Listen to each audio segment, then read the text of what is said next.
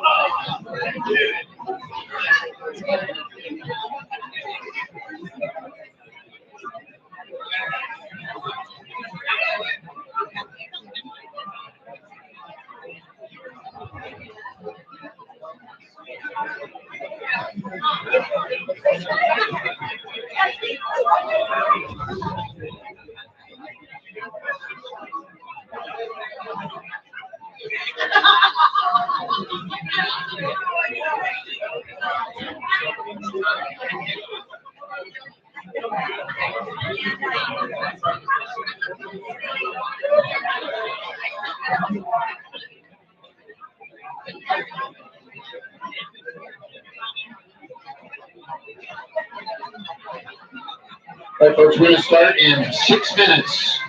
So if you need to get to the bar, use the restroom, now's your chance. We're going to start in about 6 minutes.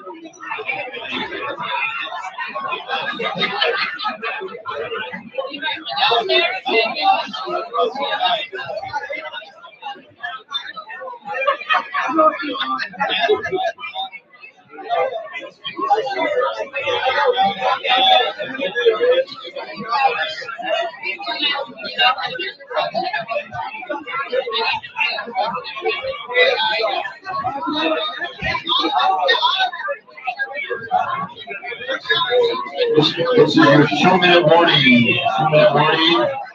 Last chance to hit the bar and use your restroom before we get started.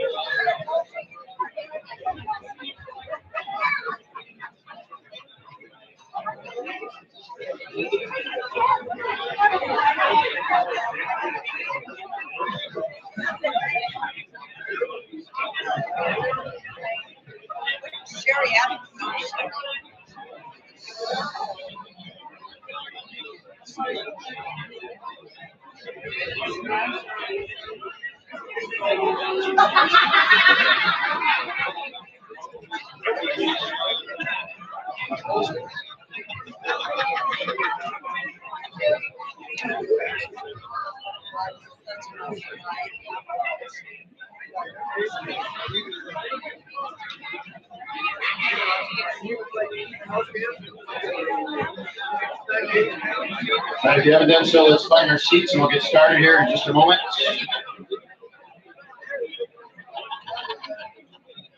Thank you. Oh, he wants to do this. He loves it so much. I was like,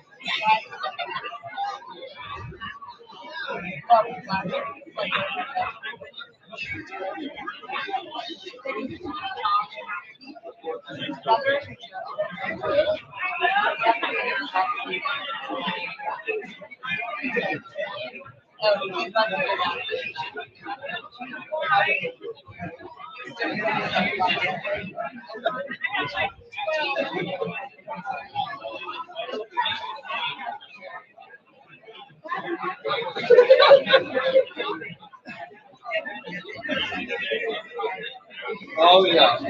That's why I got him all the way over there in the corner. Far away as we could be.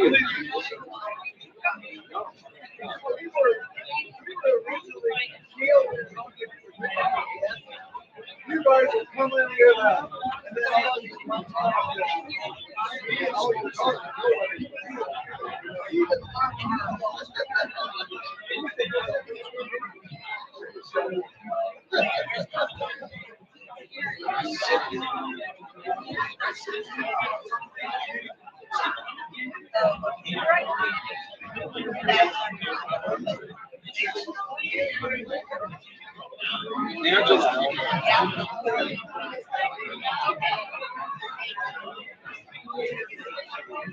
All right, folks, I think it's time to get started. Can you have your attention?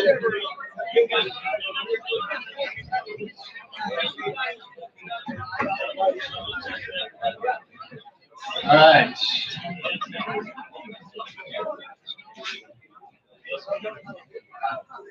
Okay. If you're wondering who's been talking at you up here, my name is Steve Heck. I am the president of the Greenwave Hall of Fame. Thank you. I hope you enjoyed your dinner. It was applied by the Quarterback Club, so let's give them a round of applause.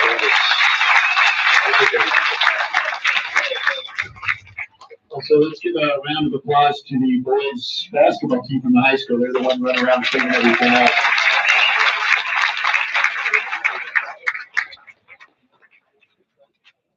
If you're looking at the program and you'll notice in there that it says Randy Beagley is our MC tonight, I am not Randy Beagley.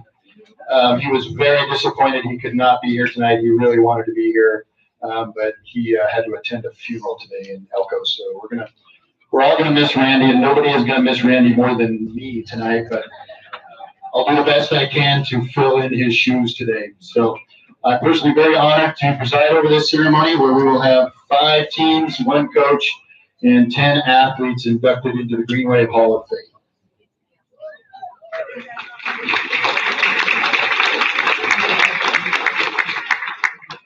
Fallon has a tradition that spans over a century, and for years there was no way to recognize these standouts. 7 years ago or so, spearheaded by the late Paul Orong, the Hall of Fame went from a dream to actual reality. The members of the Hall of Fame committee are overjoyed that we can come together tonight and honor the class of 2024. A special thank you goes out to all those who submitted nomination forms for this truly great class of inductees. The Hall of Fame committee relies on the public to nominate candidates for the Hall of Fame. Nomination forms can be found on our website at www.greenwavehof.com. They're accepted year-round, but the deadline for next year's class would be May 31st. And you may notice there's some cards on the table. On one side is the QR code that will take you right to the page with the nomination information. So you can send that link to somebody you think might know someone or who might be interested in nominating themselves for the Hall of Fame. So spread the word, because as a committee, we can individually nominate people we think, but we really need the community to come together and make nominations. So spread that around. Also, if you have people at home that couldn't be here, we are live streaming right now. So the other side has a link. If you want to send that to somebody, they can get on there. It will be up on YouTube, the same link, as soon as the ceremony is over. So you can always go back and watch, or somebody else can at any time. We just leave it up there. And that link's also on our front of our website. And while we're talking about things on the table, so I don't forget, you'll also find these other little cards from Alicia's Designs. She's going to be taking our photos tonight. And so if you want to get photos that were taken tonight, then you can access her website. We're going to put a link to this on our website as well. I don't think it's up there yet, but we'll get that up there by tomorrow. And so you can get the pictures. So anyway, take that card. If you run out, I've got a few extras up here of those as well. Okay. Did I cover everything? Did I get all that? Okay. All right. Okay, before we get on with the program, I'd like to recognize some very special people. So if you just kind of hold your applause until I'm done with each group. I want to recognize the current Hall of Fame committee. Again, I'm Steve Heck. I'm the president. Our vice president is Steve Ranson in the back. I got to work with him. She never listens to me.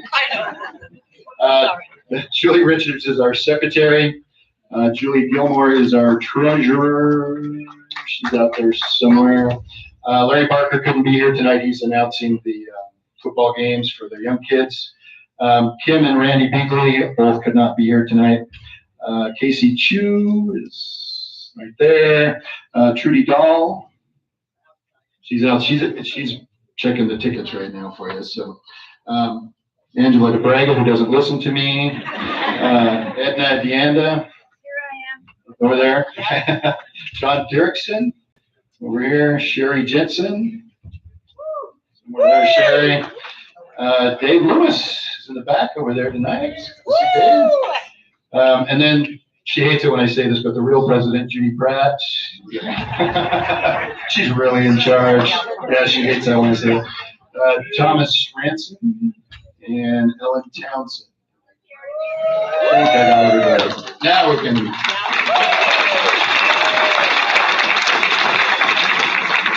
Anyway, without all those people, none of this would have happened. Everybody's got roles that they play, and it's just a great committee to work with. And I appreciate all the work that everybody does, because most of them do more than I do. So it's great. So.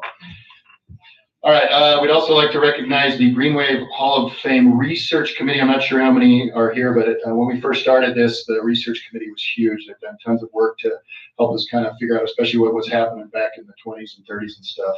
Dave Loomis was on that. He's here. Is Bunny Corkill here? I think Bunny's here. Nancy Stewart. And Yvonne Sutherland. All right, so they did great work for us, and we appreciate that.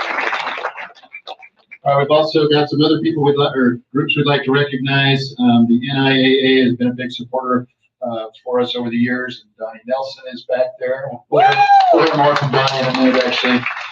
We'd like to thank the Greenwave Quarterback Club, again, for the meal. Alicia Hill for taking our photos. The Churchill County School District for letting us keep our Hall of Fame over there at the school, and then all of the support they give us. The City of Fallon for letting us use this facility. Probably the thing people really want to thank is the chamber, because they supplied the bar tonight. So we'd like to thank Lahontan Valley News for all the coverage that they give us throughout the year. Jeff's Digitex, they do all of our printing. We'd like to thank the golf course. We have a golf tournament, and I believe we're scheduled for June. I don't know the exact date, but if you're interested, that's our big fundraiser. So we'd like to thank the golf course for that. And then again, the boys basketball team for helping us out.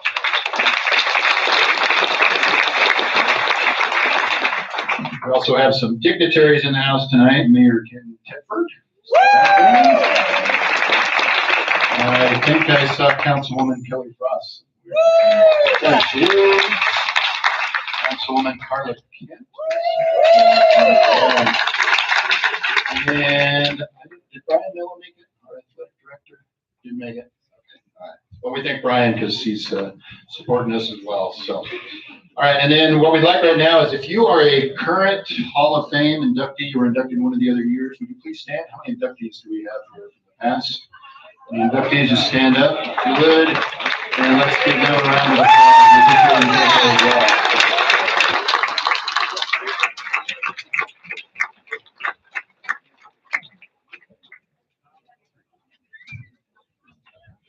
All right, before we introduce tonight's guest speaker, we'd like to make a special recognition.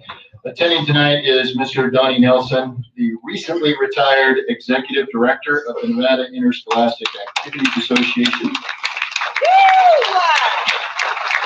They are the governing body of all athletics in Nevada. For more than a quarter century, Donnie was the face of Nevada high school athletics until he retired this last June as the 5th Executive Director of the NIAA. Before he became director in 2022, Donnie Nelson had served as assistant director since 1998, ensuring athletics at the high school level ran smoothly and ensured our athletes and programs were the best at whatever level they competed. A graduate of the University of Nevada, Reno, Donnie's first venture into the professional sports scene was that sports editor at the Record Courier in Gardnerville. I did not know that. No. And then later he moved on to the NIAA. Here in the Lawton Valley, we remember Donnie as a champion of schools of all levels and specifically a friend of Greenwave athletics. While the NIAA was tasked with governing athletics in the entire state, Donnie made sure the smaller communities had a voice and that our concerns were heard amongst the louder voices of larger schools. As a coach at the high school for 20 years, I personally had many opportunities to interact with Donnie. He always had a very calm, thoughtful presence, and he brought a perspective that always put the welfare of all athletes first. When talk began years ago about the development of the Greenwave Hall of Fame, we approached Donnie for assistance and guidance. We established a committee, forged ideas, researched history, and we went to work. And from the very beginning of that process, Donnie became one of our biggest supporters and remains a big part of our success. 7 years ago, on an October evening at the Churchill County High School gym, we inducted our very first class to the Greenwave Hall of Fame, and Donnie very graciously came out to address the crowd as our very first keynote speaker. Donnie has now moved on to new ventures, but he will remain in our eyes an honorary Greenwave for life.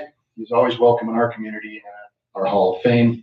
So it is our honor to recognize and thank Donnie Nelson tonight for helping us take a dream and turn it into the current Greenwave Hall of Fame. Ladies and gentlemen, please welcome Donnie Nelson.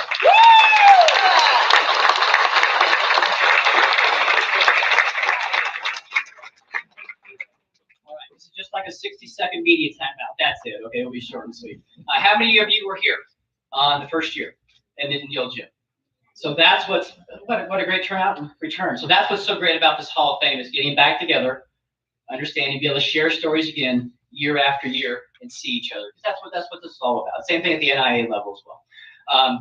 That was a privilege to be able to do that first one, and thank you so much. And to see what this has become, right? I know Jack and Paul would be very pleased to see the process of how this has gone. Obviously, Steve, and Julie, just and all the committee members, what a wonderful job. So congratulations to this year's inductees. Congratulations again and coming back for all the past inductees. And just as a final two notes, number one, I've always felt like I've been part of this community for a long time. My mother-in-law and through generations, born and raised here in Fallon. So there's a Rockwood Place Street, still exists in town. So I have a lot of connections to this community.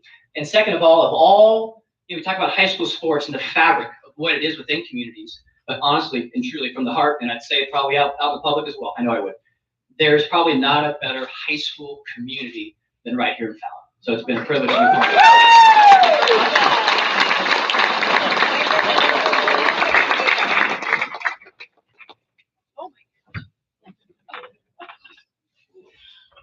We have a small token of appreciation.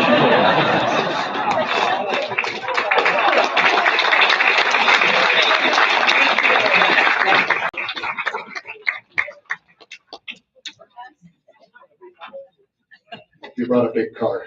Yeah. All right, now we would like to introduce tonight's keynote speaker.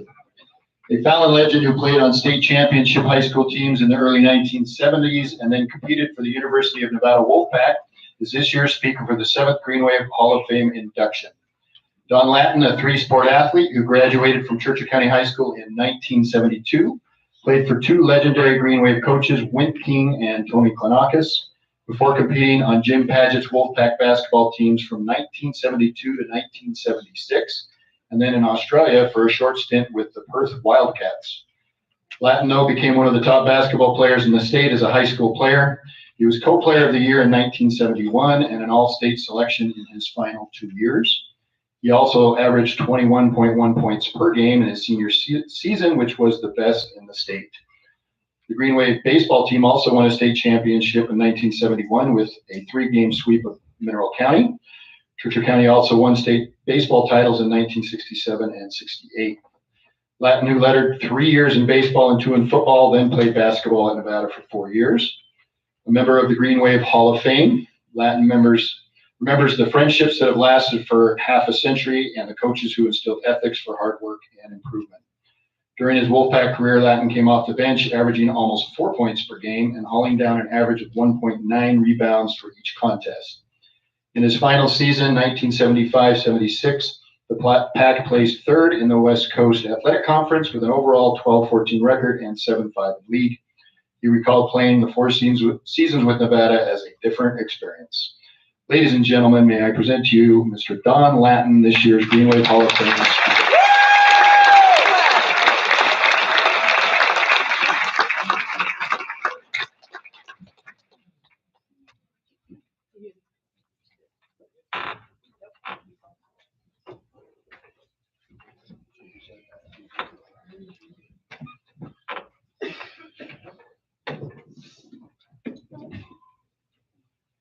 You said this comes out.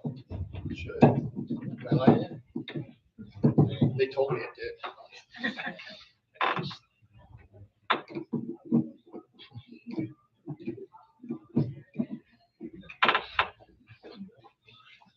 Hello? Thank you. First of all, I'm no legend, but I am a proud member of the Greenwave community, which is why we're all here tonight. I think I heard some quiet whispers when I brought this up, and Rick Beach sitting at my table said, well, that's going to take you about 2 hours to get through.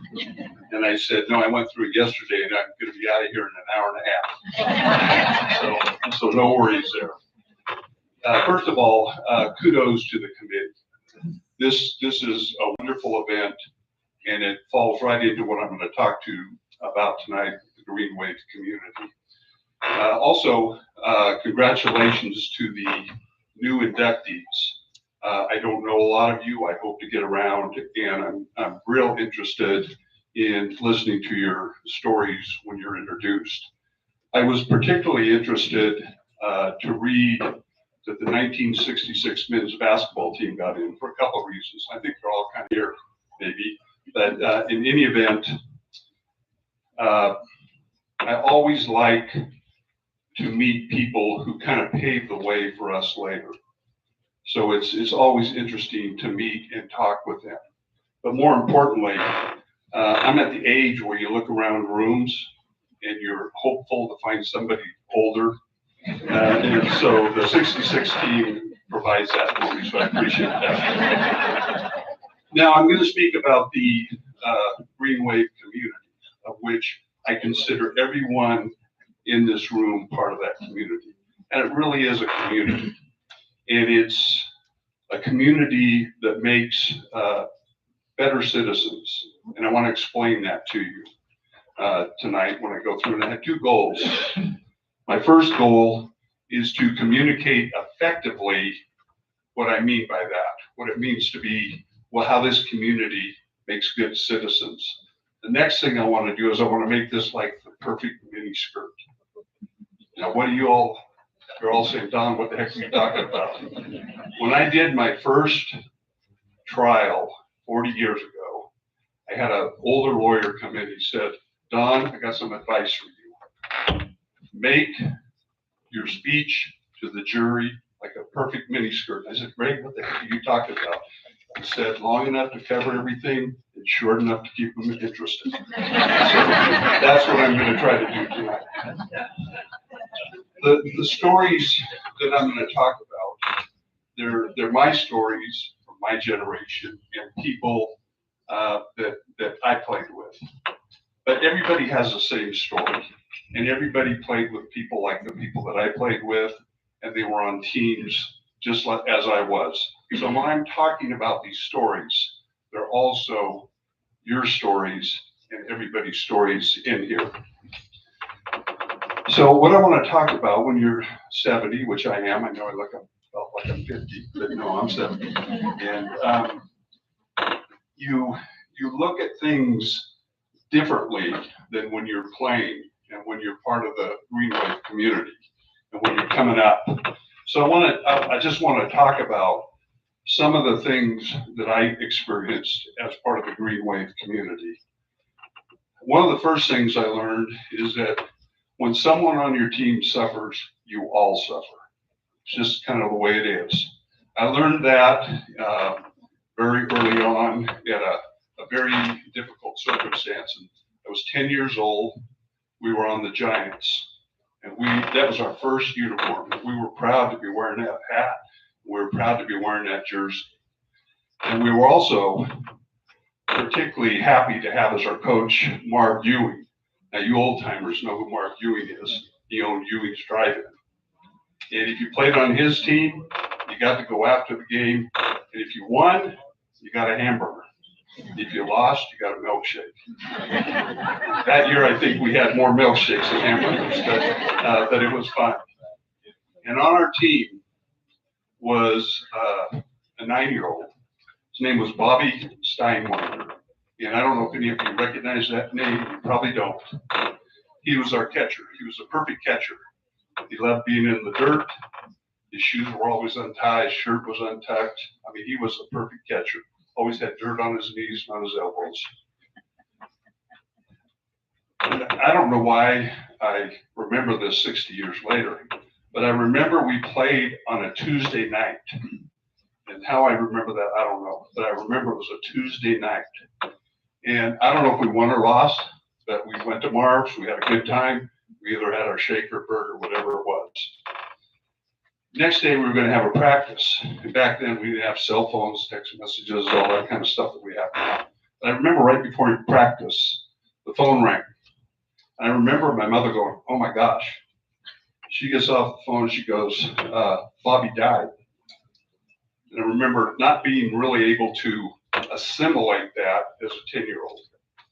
But what I do remember is going to his funeral. We all had our Giants jerseys on and our hats. Everybody was upset and sad and crying.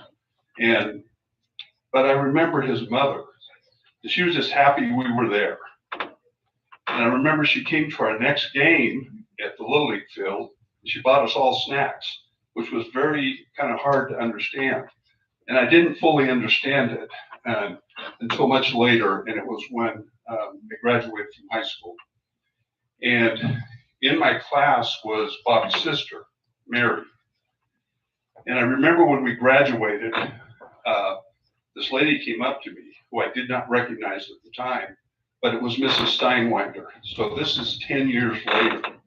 And she didn't say, "Congratulations on graduating." But what she said was, "I remember you were at Bobby's funeral." And I thought, man, that lady remembered that for 10 years. But that was a lesson to me to have empathy for people, to understand that. I didn't learn that until much later. But that made me, and I think you all have had similar experiences. When somebody on your team suffers, you all suffer. But it also creates for you empathy. So when you become part of the Greenwave community, you have empathy for everybody who you're dealing with, both in this community and in the Greenwave community. So that's the first thing I learned. The next thing I learned was the game is bigger than I was, and the game's bigger than you. The game's bigger than all of us. And what I mean by that is when you grow up in this community and you start playing when you're in first grade or second grade or whatever, you go to these games and gyms, and the only people there are your mom and dad and maybe your grandfather, if you're fortunate to have one around, and the janitor. He's just waiting to sweep the floor when you're all done. So you think, and you grow up with the perspective that people are there to watch you. And that was my perspective until I got to high school. people come to see me. Well, that was really a false view. What I learned when I was a sophomore, and I remember in the old high school gym, running out through the runway, thinking, in my mind at that point in time, there were 10,000 people there. Now we all know that holds about 1,000 people and then probably 800. But to me, I looked at that and I go, man, what are these people here? They're not here to see me. And you had the then mayor, wasn't Mayor Tedford, I don't know who it was back at that time because he was on the team. They were just community members. And what I realized, and it was really transformational for me, is it was a community. People were there, they enjoyed the game, they wanted to watch the game, and they were excited to be there, but they were also excited to be with people like you, people who we're all here tonight because we're a community. And so I learned quickly that it wasn't about me, the game was bigger than me. And at that point in time, my thought process transformed. At that point in time, I wanted to be a member of the community. And that meant when you go out and play, you don't embarrass yourself. You try not to embarrass your parents, and you certainly don't want to embarrass your teammates. Just like when you're a member of this community, you don't want to embarrass yourself. You want to be a good member of that community. So the game is bigger than you. And what that means is we're all part of this community, and we're all striving to make everybody else better community members. Next thing I learned is, and we're going to see that tonight when all the inductees come up, and they're all are going to have teammates like I'm going to describe. And these are teammates that make you better. They make you a better player. Now I'm going to talk about some people by name. You may or may not know them, but they're all sitting over at that table. And but before we do that, I just want to talk about them for a moment. First one I want to talk about is John Lewis. John's over there. He's a guy that he's also a member of the Hall of Fame. But I don't quite know when I met John, but it was sometime 3rd, 4th, 5th grade, sometime in there. But he was always around. We always played together. We always went to West End. We played basketball. We played with the older people. We played baseball. He was always around. John rose up through the banking community and became the CEO of First Interstate Bank, which then became Wells Fargo. What that really means in our lingo, he's a big dog. But you would never know that about John. You would never know where he's been and what he's done.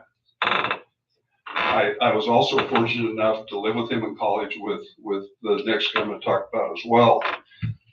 But John was the all-time good guy. So that's the background to the story that I'm going to tell about him in a minute.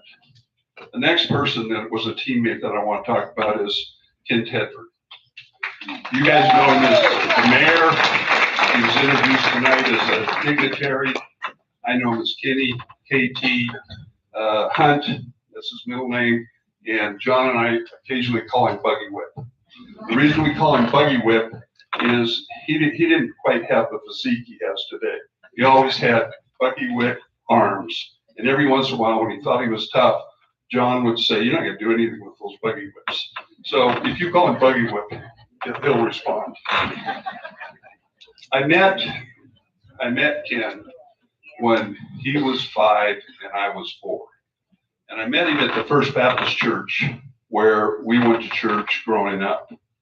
And I remember my mom dropped me off for Sunday school. And you had to walk down this long corridor. And, at 4 years old, it wasn't like it was now where your parents take you to your classroom and sit you down and make sure you've got your candy and you're ready to go. My mom just said, "Hey, head on down."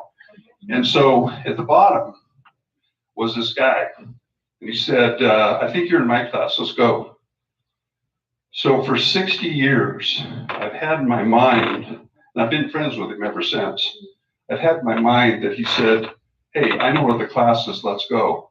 But now looking back and seeing what's transpired, I'm pretty sure he came up and said, hi, I'm Ken Tedford, I'm running for mayor. I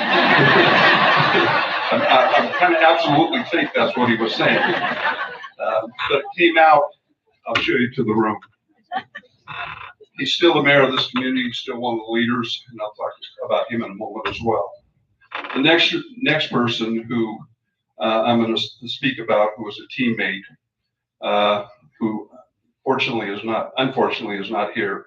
Richard Huckey, his brother's here, so he can relay on these stories. But you all know Richard.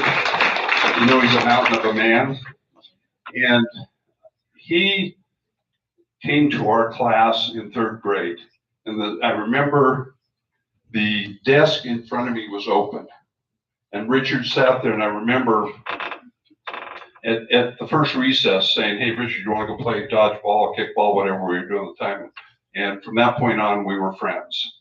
We played all sports together. We played on the championship basketball team together. He's also known as Rue. Now, there's probably a little known fact about him. Some of you may, with the ones with cowboy hats, may know. He was aside from playing football and basketball, he was in the Fallon Rodeo Club. I never was a rodeo guy. I never quite knew what the rodeo club did. We had our 50-year reunion 2 years ago. And I remember somebody talking to him and saying, Richard, what did you do in the rodeo club? And Richard said, well, I was a roper. And boy, I was surprised because I thought the horses rode him. He rode the horses. And let me tell you, when I found out that there was a horse big enough to carry him, that horse needs to be in the Horse Hall of Fame in the heavyweight division, because that is one big horse. Because that was one big guy. So now that's kind of the background. And those were my teammates. And those were teammates that I played with that made me better. And they did it in unique ways. Kenny, I'll call him Kenny, you can call him Mayor, call him Kenny, call him Buggy Whip, whatever you want to call him. He was our point guard. And we were in practice one day, and Wink King was our coach, and his 2 sons are here, by the way, who I played with both of them, which was a good experience for me. But anyway, Kenny was our point guard. And I remember we had to be certain spots on the court. And we're running down, and I don't get to my spot. And he's got this way with his Buggy Whip right arm where he goes, get to your spot. And I'm looking at him going, man, weren't we just in church on Sunday? Not listening? But anyway, that was his way. And I didn't get the ball the next 3 times down the court. And that means he's mad at you.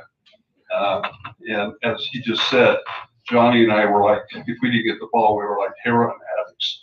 But anyway, he was making it known that if you're going to play with me, you're going to rise to my level, and we're all going to be winners, and we're not going to cut corners. Now, John, nicest guy in the world. And by the way, John lived kind of over by where the McDonald's is now. I lived out on Crook Road by Shank Dairy.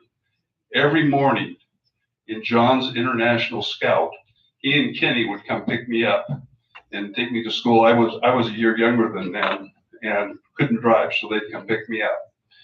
But I remember, as nice a guy as he is and was, there were 2 times when he was not so nice. And that's when you stepped in the batter's box and he was pitching. It didn't matter if you were his teammate. He wanted to strike you out. And occasionally throw a high typo if he was pissed off at you. And I remember doing that, going, whoa, I pissed off John. I hope I don't have to walk home to Crook Road tonight. But anyway, the second occasion when he was not such a nice guy is when we were doing rebounding drills. And when you're a lot of basketball players here, but you know, when you're rebounding, you turn and you try to get the guy on your hip. Well, he had this way of getting his tailbone right on my thighs. And I remember going home days when I could barely walk. And that was his way, just like Kenny, and just like I'm going to talk about Richard, of saying we are going to be better players, and we are going to rise to a level, and we are going to be winners. Now, Richard, everybody has stories about getting hit by Richard in football. Mine comes in ninth grade, when our first experience in football. And when you leave eighth grade, you sign up for football. They give you this little flyer, and they tell you to go lift weights 3 times a week at the gym. And they give you a partner. My partner happened to be a guy by the name of Andy Blay, still in the community. And we religiously went 3 times a week and lifted. And I can remember lifting the barbells. We started out probably at 25 pounds. Maybe we got up to 50 by the end of the summer.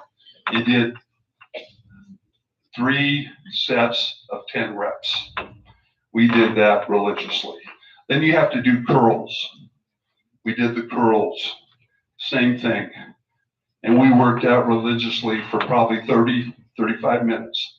Then we went to the Dairy Queen, had our Coke slush, waited for somebody to come by and tell us how buff we were. But I remember in the middle of the summer, we start thinking, where's Richard? You know, Richard is not around.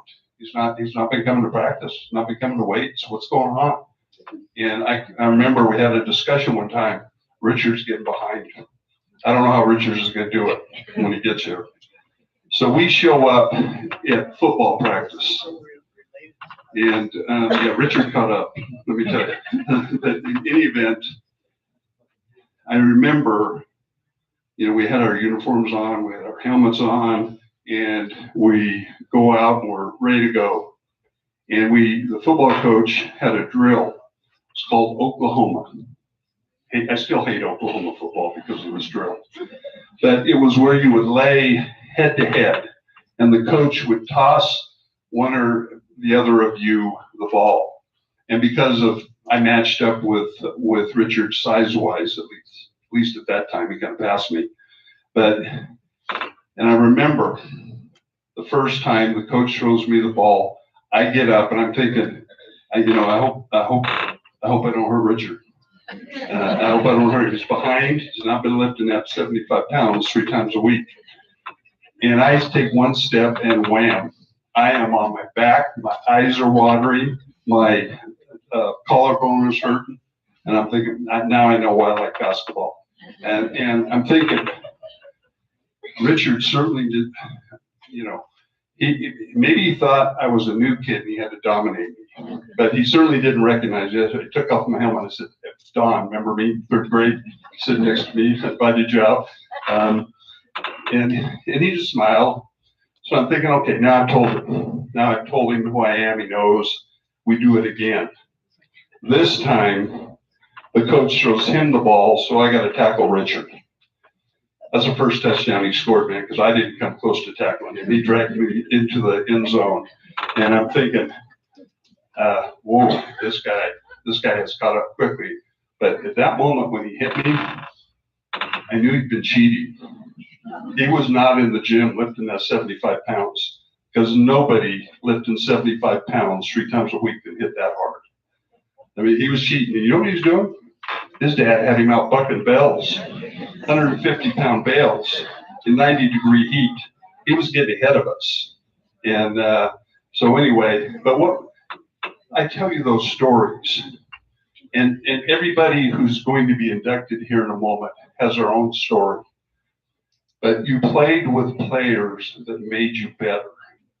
And coincidentally, as you look back, there are also players that make you want to become better community members and better members of this community and the Greenwave community. I mean, you look at Ken, he's still the mayor. He's the leader of this community. He does a lot of events that bring the community together. John. I know John, he's a prolific fundraiser for a lot of different entities.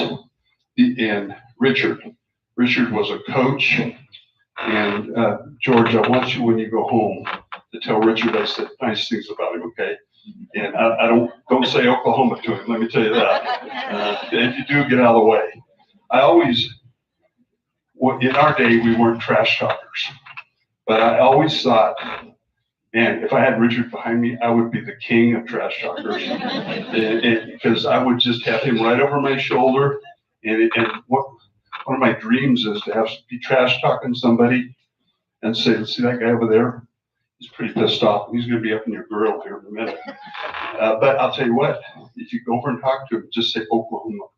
You're going to be fine and see what happens. But anyway, I tell these stories and we get a few laughs.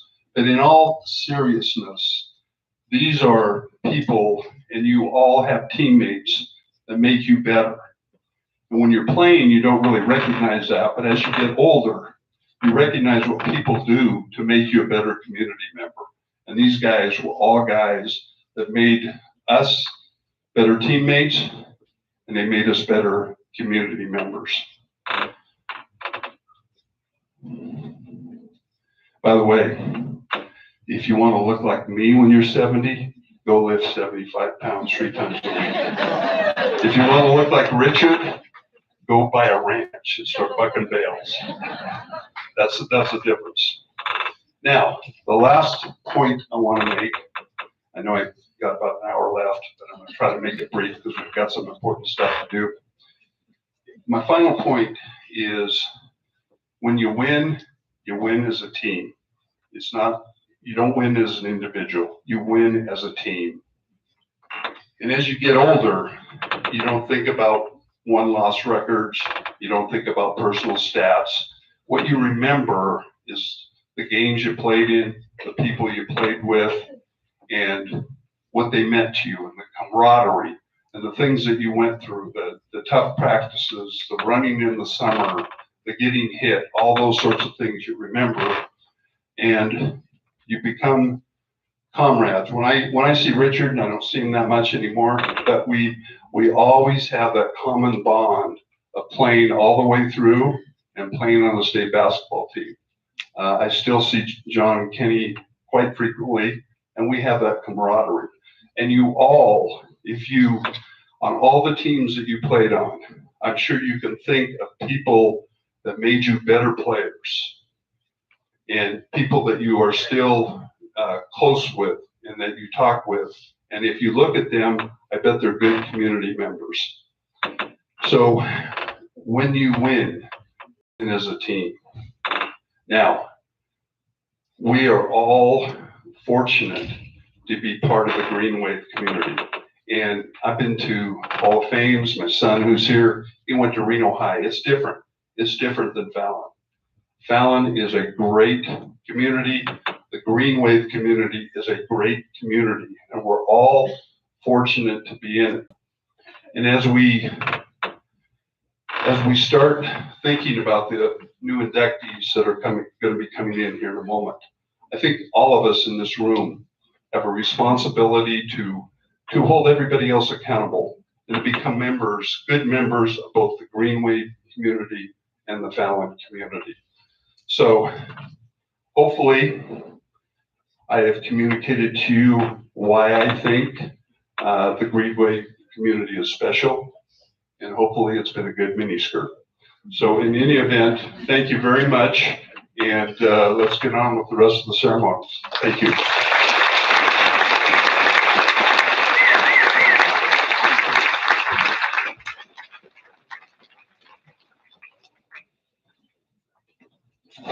We got Don a little token too of our appreciation.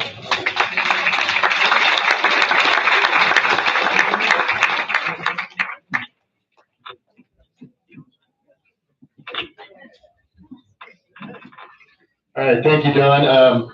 Every year we get great speakers, and I always think, man, we're going to run out of great speakers, but we always seem to nail it. So that was awesome. I love hearing stories about people around town. So let's hear it one more time for Don. That was great.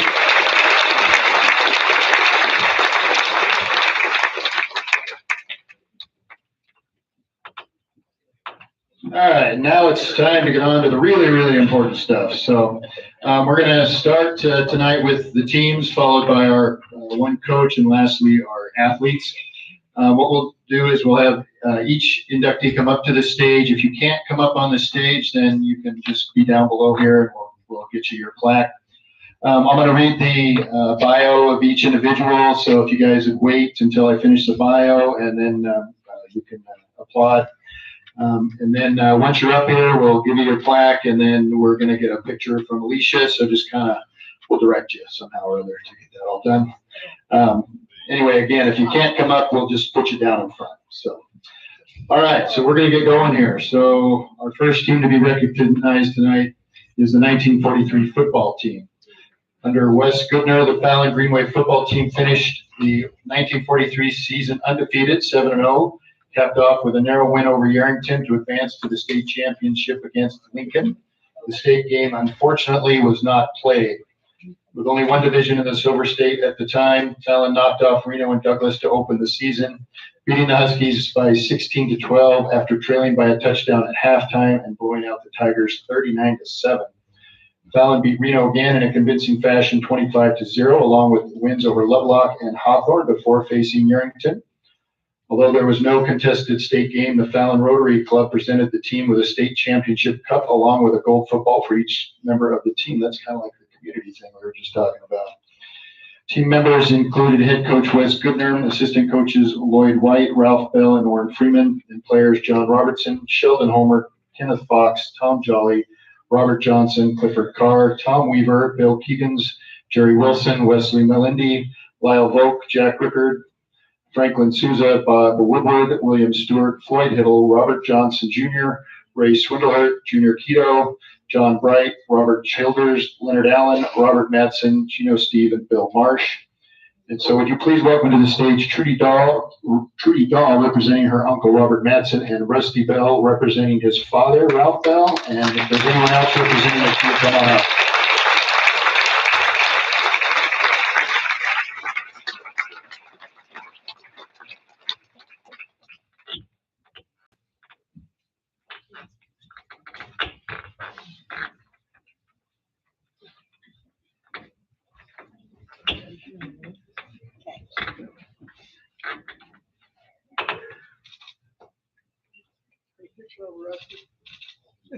Picture was upside down, we better do it again.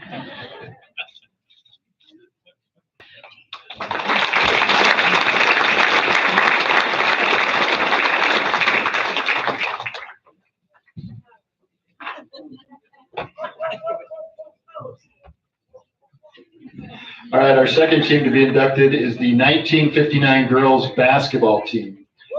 Decades before Title IX was passed, competition in girls sports was limited. Girls interscholastic basketball was discouraged in the 1930s, but schools slowly fielded teams with win and loss records determining the district champion. Not until 1949, though, did Fallon form a team which played 8 to 9 games per season with no playoffs. After Fallon finished undefeated in 1953 and 1954, the ladies completed another undefeated season 5 years later. The 1959 team, which finished 12-0, would be the last time a girls' basketball squad would set foot in the gym until Title IX was passed in 1972, as Churchill County High School discontinued interscholastic girls' basketball for 13 years.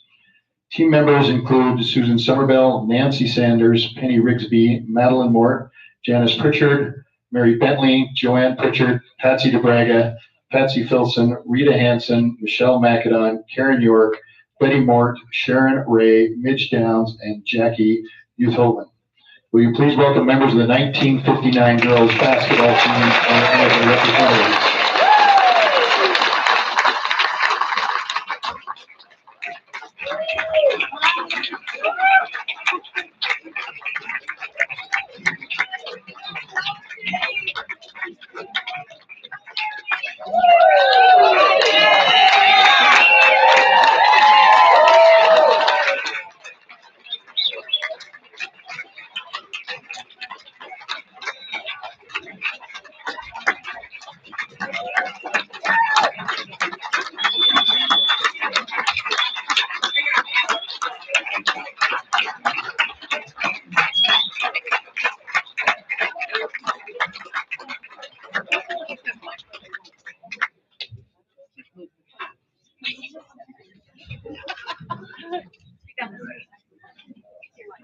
coming more? Oh, this way. Oh, we didn't want to change. This way. Oh, sorry, this way. Smile, Mary Godfrey.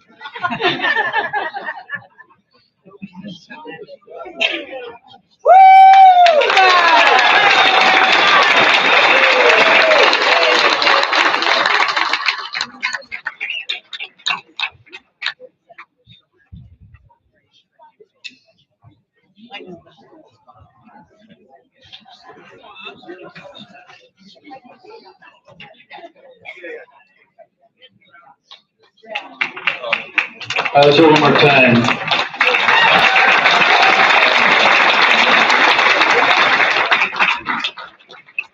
And I forgot to mention on the back of the plaques tonight, you'll find a little card. That's your lifetime pass to all regular season athletic contests at high school.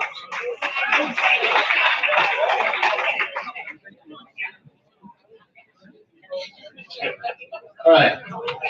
Our third team to be inducted is the 1966 boys basketball team. Under Hall of Fame coach Wink King, the Greenwave boys basketball team won the AA state championship, the first title in 9 years after falling to Minogue in the regional tournament. Fallon defeated White Pine 63-46 in the state final at the Las Vegas Convention Center. After building leads of 8-0 and 12-4 in the first half, the Greenwave led the Bobcats by 14 points at halftime. But White Pine, which upset Minogue the night before, scored 12 straight points in the third quarter to lead by 1. Deion Skinner, who hit 8 free throws in the fourth quarter, poured in a game-high 25 points and was named the MVP of the AA All-Tournament team by the media. Beagley was also named to the tournament team. Center Earl Daggy was instrumental in the paint, scoring 14 points. Team members include Coach King, managers Dave Urquiaga and Gary Dudley, and players Deion Skinner, John Beagley, Dave Kalusik, Bob Jones, Larry Iyer, Earl Daggy, Charlie Hall, Jack Beach, Rusty Andreessen, and Pete Somerville. Will you please welcome the members of the 1966 boys basketball team, and I believe we have Coach King's sons, Jim and Bob, here to represent him.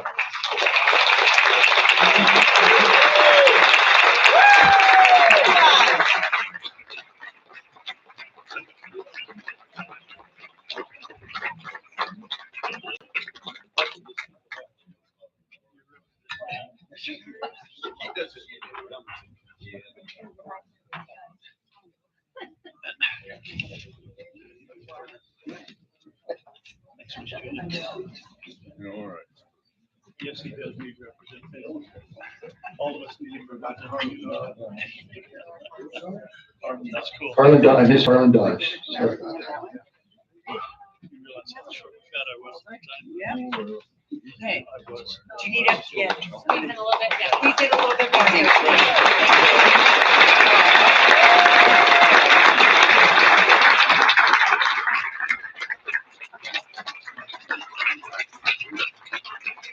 Good job, Bob. You did it.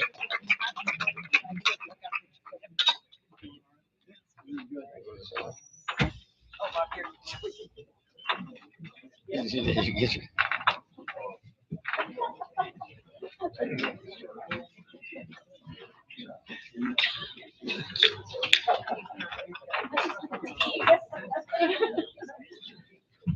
All right.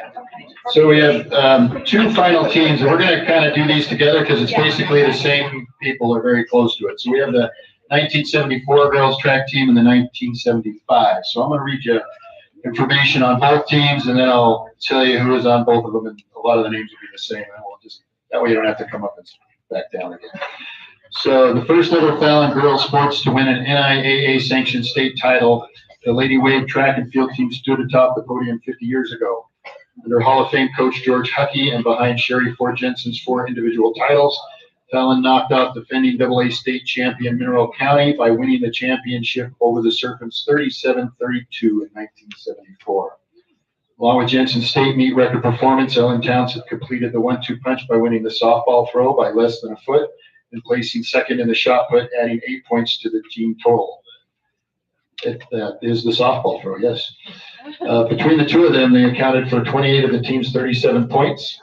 Additionally, Terry Blazard Richardson, the 80-yard run, Stephanie Wilson, Thibodeau in the shot put, Trudy Dodge Dahl in the high jump, and Grace Shepard Kemp in the 440 each finished third. Fallon scored 1 point on a fourth place finish in a relay.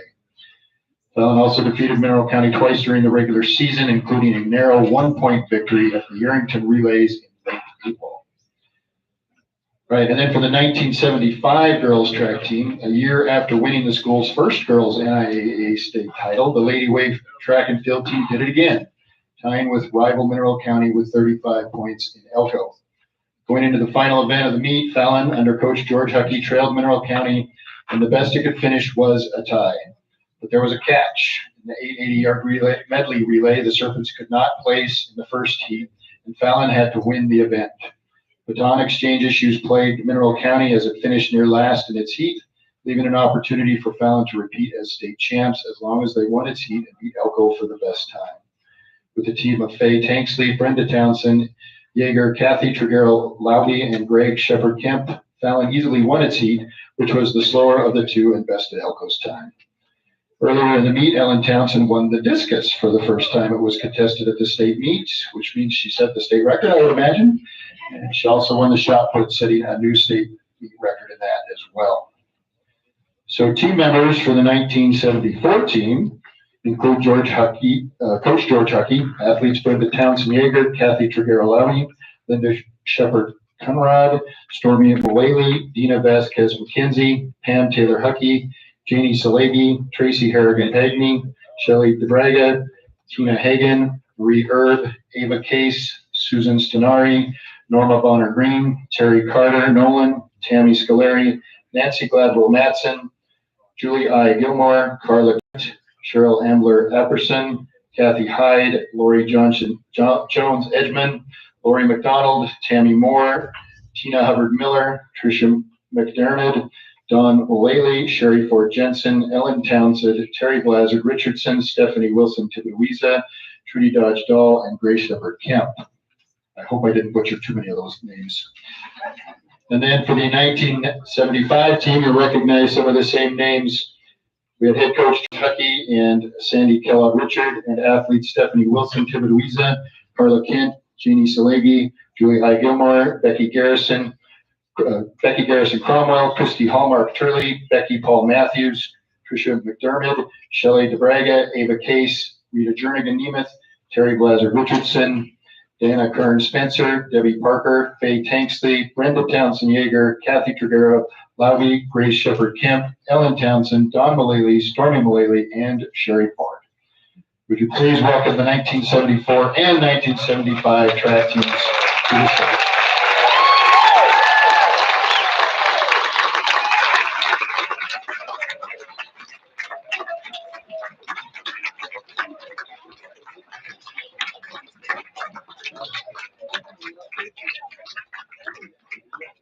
Don't be shy, ladies. Don't be shy.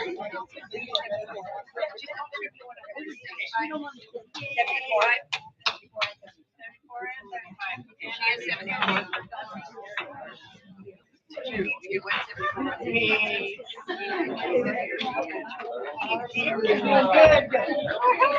You did. I have 75. Yeah, you have 70. You're not. I know. 74. 75. 75. Well, you're 45. Well, you're 4. Oh, okay. You're 5. Yeah, not Tracy, because she's. Oh, wait, you have to figure it out.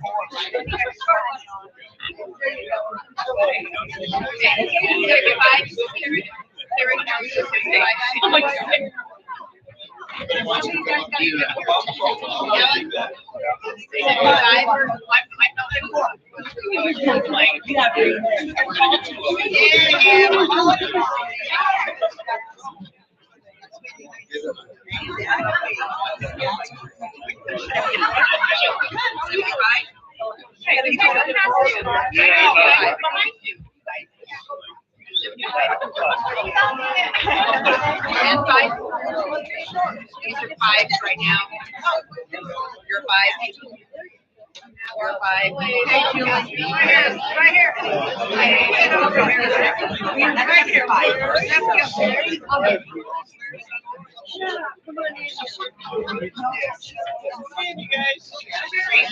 go up. You guys go up. Go up.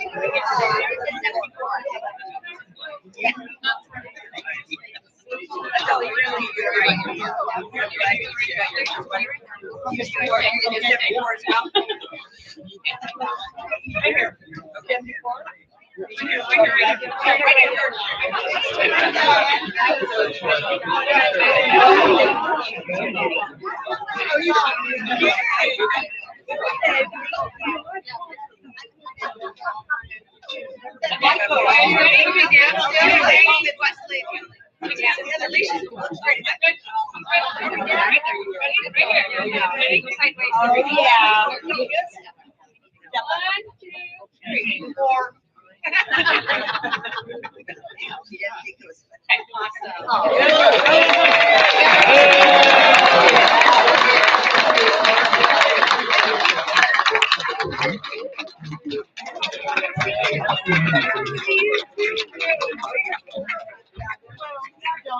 Yeah.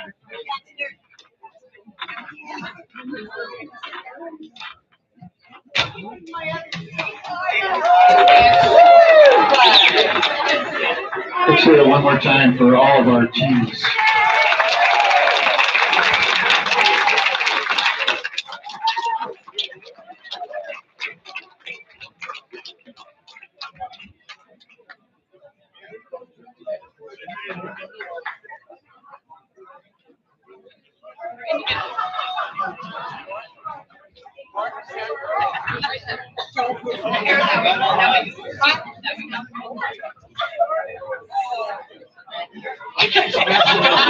I'm not. All right. Don't move. Our next category is the coaching category, which means it's going to get a lot easier for me to read names at this point. So, all right. So our single coach to honor this evening is William Archer. And assistant and third base coach for almost a decade, Will Archer stamped his name into the record books with a pair of state softball championships of his own when he succeeded a longtime Greenwave Hall of Fame coach. After assisting Phil Pitter from 2004 to 2012, which included back-to-back state titles when Fallon entered the 3A, and Pitter's last with the Greenwave, Archer continued the softball program's success with state titles in 2014 and 2015. His teams also won a pair of Northern 3A regional championships and finished second at state in 2013. After Fallon lost to Cross Valley rival Fernley 14-13 in the 2013 state championship, the Lady Wave came back with vengeance to win back-to-back titles for the second time in school history. Well, it defeated Fernley in the IF game in both state championships, 4-1 in 2014 and 7-5 in 2015. As a head coach, Archer's three teams each finished with 26 wins as he concluded his short stint with a 79-33 overall record. During his 3 years as the head coach, several players garnered all-state recognition and are mentioned in the NIAA record book, including his daughter Casey Archer, Riley Ricken, Allie Tedford, and Megan McCormick. Will you please welcome to the stage Bill Archer.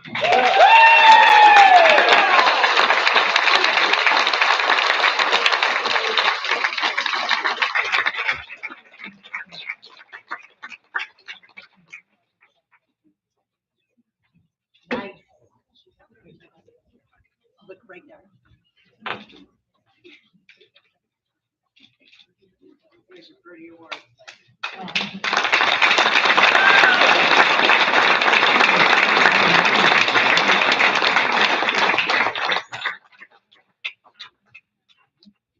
All right, our next category is for athletes. Our first athlete to be recognized is Neil Workman. A two-sport athlete, Neil Workman excelled on the wrestling mat, winning a pair of regional and state championships. Workman placed second in the 1978 state wrestling tournament before winning his first title the following year. In 1980, he captured the Northern 3A League wrestling title at 157 pounds, and then followed with an all-state performance on the gridiron in the fall, his final year. The fullback and linebacker, he was named to the All-League and All-State football teams after rushing 603 yards. He was also named Offensive Player of the Week twice during his junior season. In his final season on the mat, he won the Randy Couch Memorial Tournament, followed by regional and state wrestling titles in the 168-pound division. Will you please welcome to the stage Neil Workman.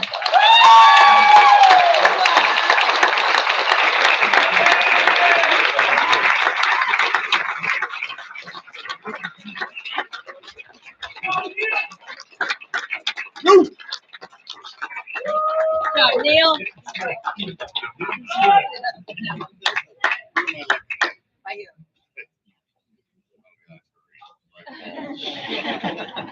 Thank you, Richard.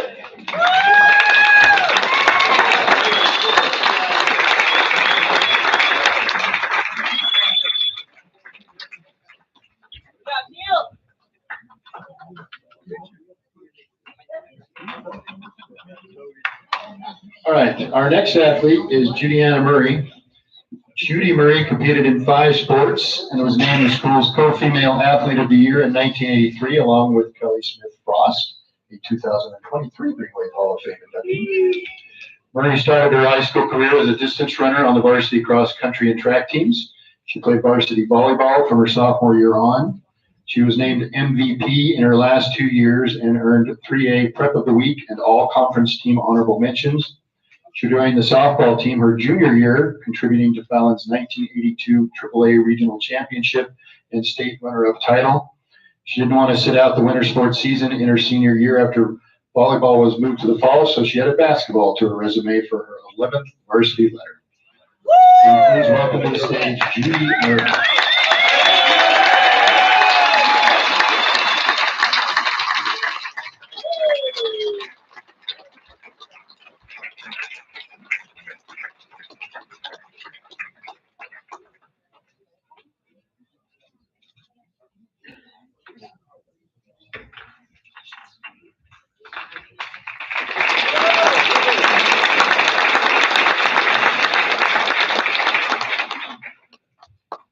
And our next athlete is Cody Olson. Before his senior year in California, Cody Olson was an outstanding wrestler for the Greenwave, winning state his junior year as Fallon finished second to Chaparral in the 3A tournament. Olson finished second in the regional tournament in 1983 when he was upset by Carson before coming back to win the state title in the 170-pound division. Olson was named outstanding upperweight wrestler in the Northern 3A after finishing with a 35-3 record. According to Fallon coach Dave Peters, Olson started wrestling at a little league age and attended wrestling camps every summer. After the season, he won the Bella Vista Invitational title in the 180-pound division and finished second in the Western Junior USA Wrestling Tournament in Eugene, Oregon. Please welcome to the stage Cody Olson.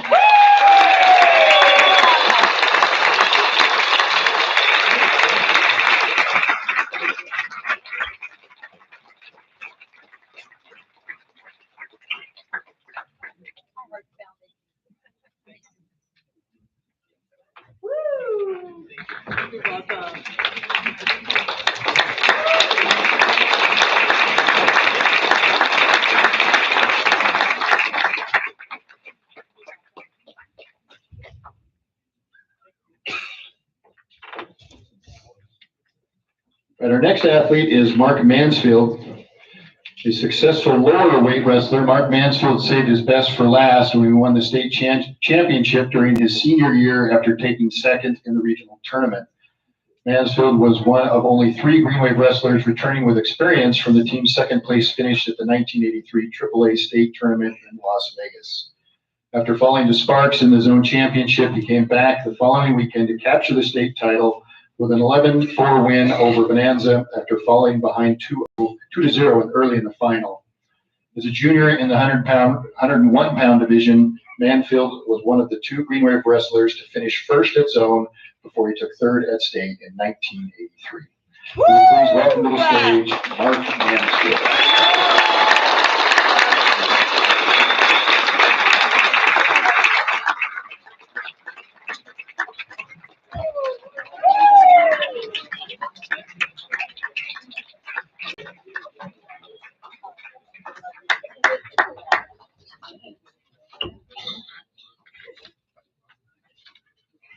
pretty impressive. Yeah.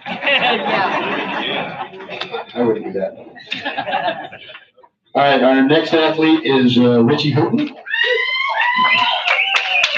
a three-sport athlete who shined brightest on the baseball field. Richie Houghton's pitching was the highlight in the spring for the Greenwave. Houghton played football and basketball, earning a varsity letter in the former before racking up several awards on the diamond. Houghton was voted the team's MVP and Northern Nevada 2A All-Conference Player of the Year as a pitcher. During his senior campaign, he took an undefeated record into the state tournament, pitching with an injured index finger.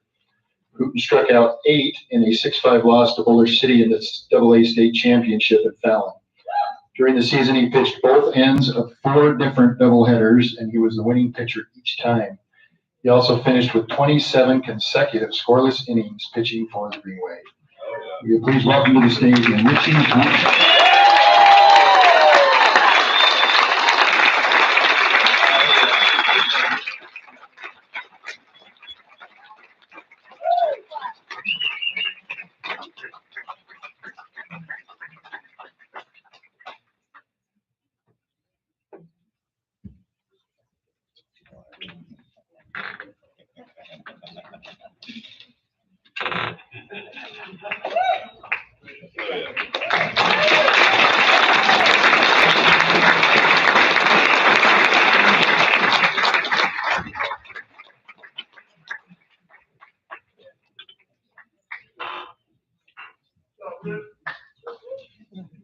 Our next athlete is Kara Kelly Borgnoni. Kara Kelly led Fallon to a 47-17 record during her last 2 years, including appearances in the regional tournament. After Fallon lost both games in the playoffs in 1991, the Lady Wave returned the following spring behind Kelly's 95-inning performance when she posted a 1.40 earned run average and struck out 95, including a 19 strikeout game against Sparks. Kelly did damage with the bat too, finishing with a 402 batting average, 11 doubles, and 38 RBIs, which broke the school record. The 2-time All-League selection, Kelly was nationally ranked in ERA at Columbia College, Missouri. Kelly pursued a career in law enforcement, which lasted 11 years until she was killed in a traffic accident in Spanish Springs while responding to a bomb threat. Will you please welcome to the stage Kara's father, Kevin Kelly.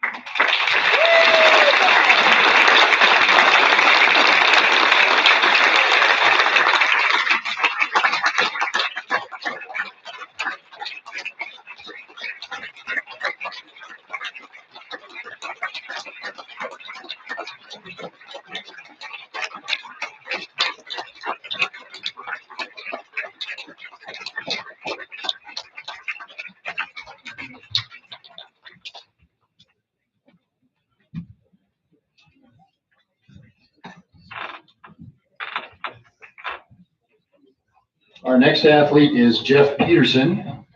Jeff Peterson led the Greenwave in football, basketball, and track. Peterson set multiple records on the gridiron during his senior season when he quarterbacked and punted.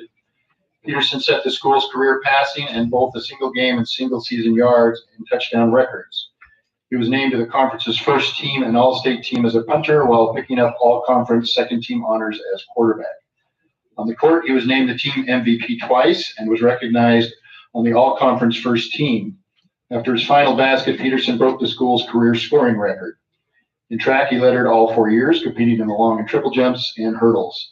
Peterson qualified for the state meet in the 110-meter hurdles and finished 6th during his senior year. Unfortunately, Jeff Peterson could not attend this evening, but he was here the last 2 days, so he got his award last night at the introduction at the football game. So let's just have a round of applause for Jeff Peterson.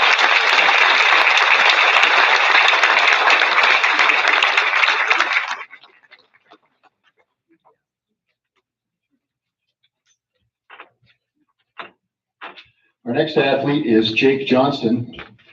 Jake Johnston broke the school's high jump record while competing in the Silver State's largest class. During his junior season, he cleared the high jump bar at 6 feet, 5 1/4 inches in Yerington, breaking a 26-year-old record that he broke again in the regional meet when he leaped 6'6" to win the event. Johnson, who was also on the 4x400 meter relay team that broke the school record in 2010, followed up with another regional title in the high jump before finishing second at state. said fifth in there, but it's second. Johnson's jumping success followed on the runway, where he finished as the second best triple jumper in school history, only behind Olympian Eric Wilson.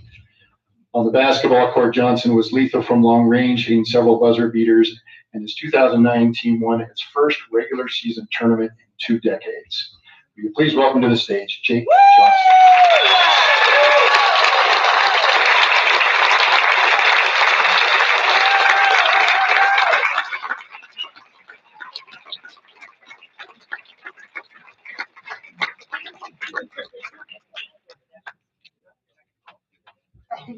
Nice job.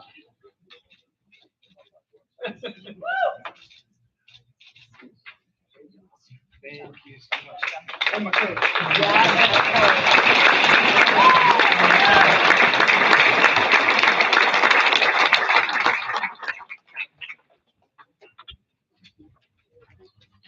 Our next athlete is Tyson Ernst, a two-sport athlete. Ernst helped lead Greenwave to their first boys track and field state title in more than 25 years. Ernst was a first-team All-League running back and team MVP after finishing with 992 yards on 128 carries. He played in the last Sertoma Classic All-Star football game, scoring the winning touchdown. The track is where Ernst found the most success. Ernst won the state title in the long jump and 4x100 meter relay as a junior in 2011, when the Greenwave also captured the boys team title, Fallon's first year in the realigned Class 3A. The following year, Ernst completed the rare feat of winning gold in all 4 of his events, the most allowed. He captured the state title in the long jump for the second year in a row, followed by the triple jump and the 100 and 200 meter dashes. Would you please welcome to the stage Tyson Ernst.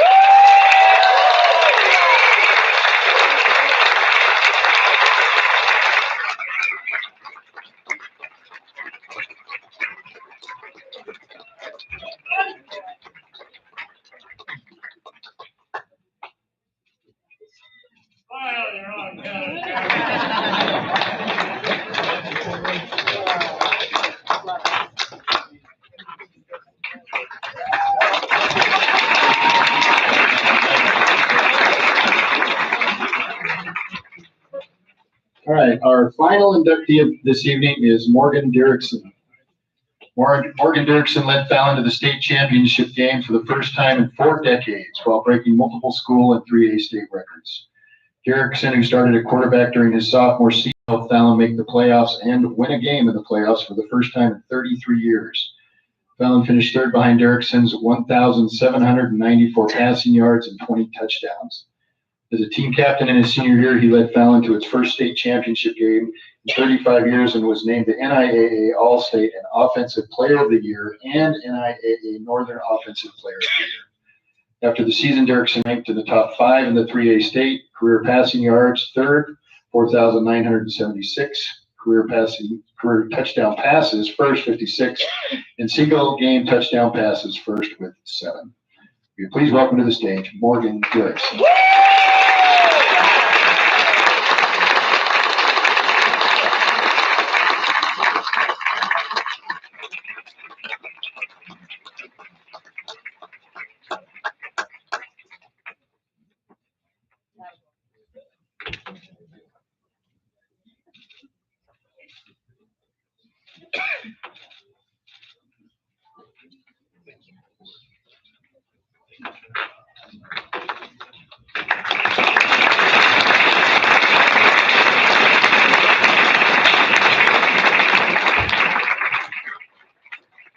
All right, I, along with the Greenwave Hall of Fame Committee, want to congratulate all our inductees for their accomplishments in Greenwave sports. This is an amazing class. Let's give everybody one more big round of applause.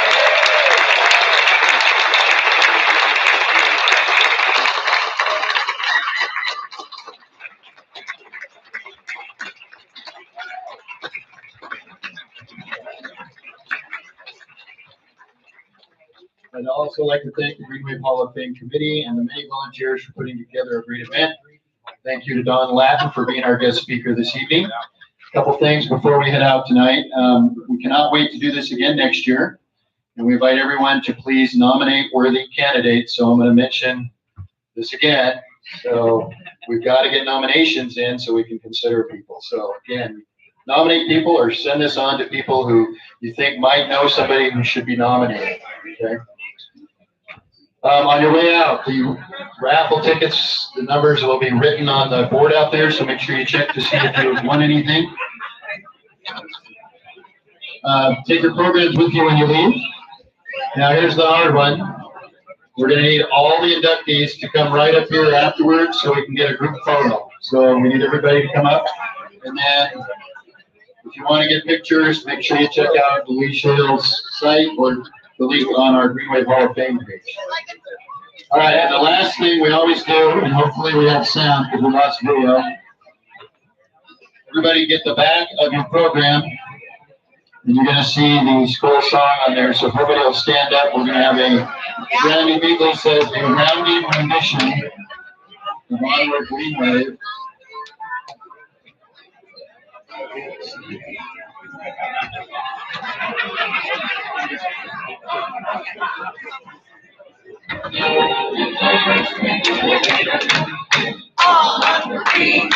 On Greenwave, right through that pond.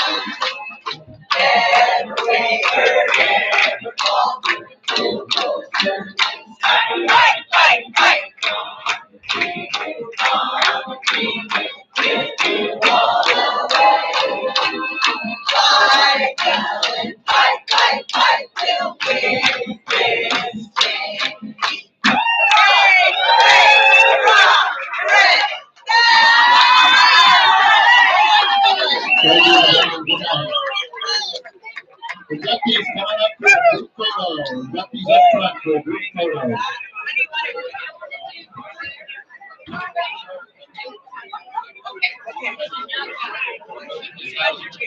So where do you want the chair? Up here and up there. We need some chairs. Yeah. Okay.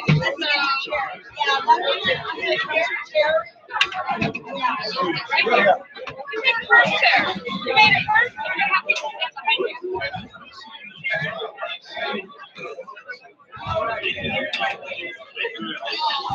All inductees, teams, and individuals, if you'll come up front for a quick group photo. How many do you need?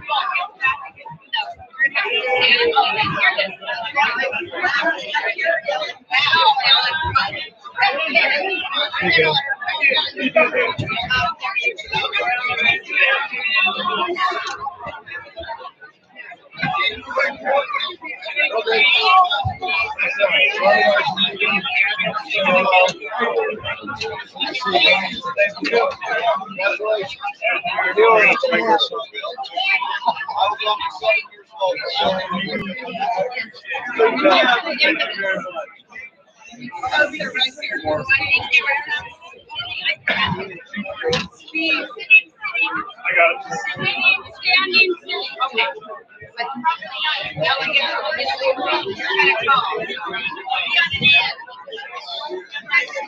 I don't know how to turn this off. Steve, how do we shut this off? He's gonna do it. I don't want to break it. I think so.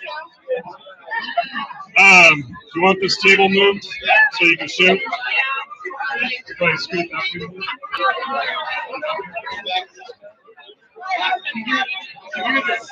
Can you hear the scream when I like that?